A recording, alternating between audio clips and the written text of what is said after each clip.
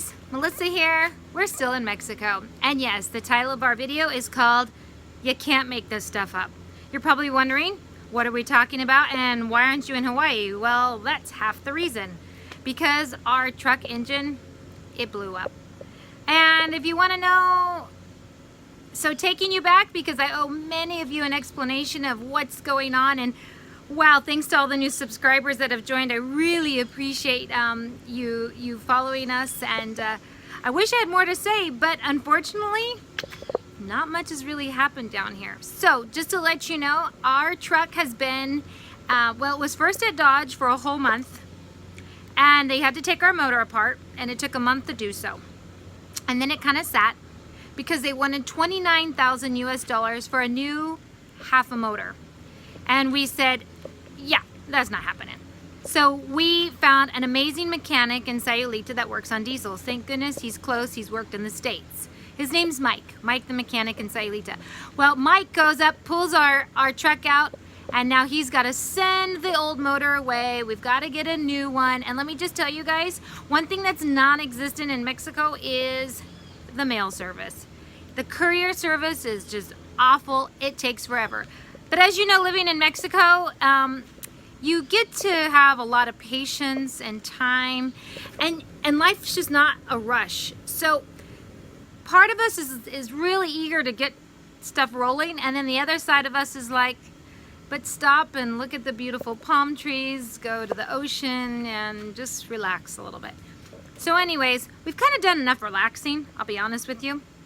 And as soon as we got the new motor in, we got it ready because we had to drive it for about 100 miles under load. So we got dirt put in it, 6,000 pounds of dirt. We didn't want to put sand or concrete, well, concrete because it rains here and it's rainy season. So we didn't want that to harden. So we put in a full truck bed of dirt.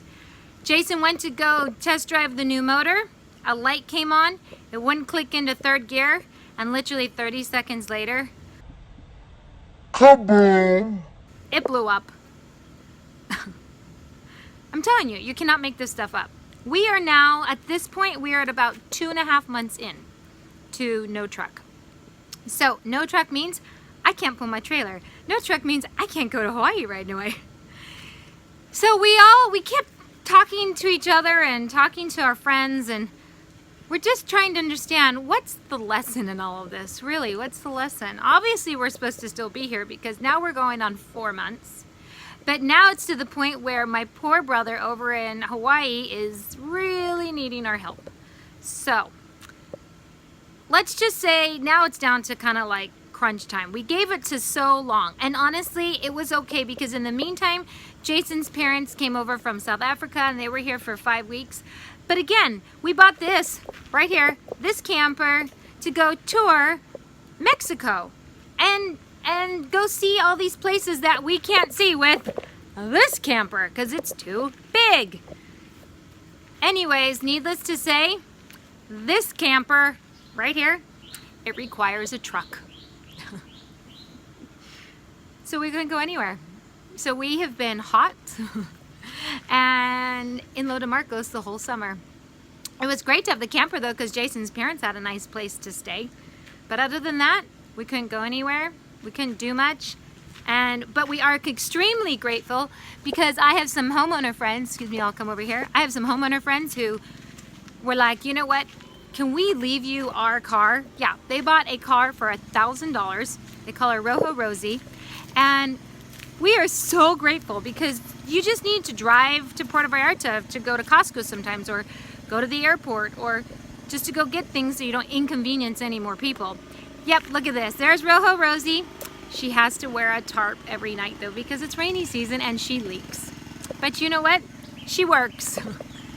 So just to give you a rundown, that's what's been going on in our lives. I don't have much to report other than now it's time to go. So we have hired a gentleman, just to let you know, and if you are ever stranded, what I ended up doing, because we finally were at our wits' end, we ended up going onto Facebook to the group On the Road in Mexico. There are 41,000 subscribers.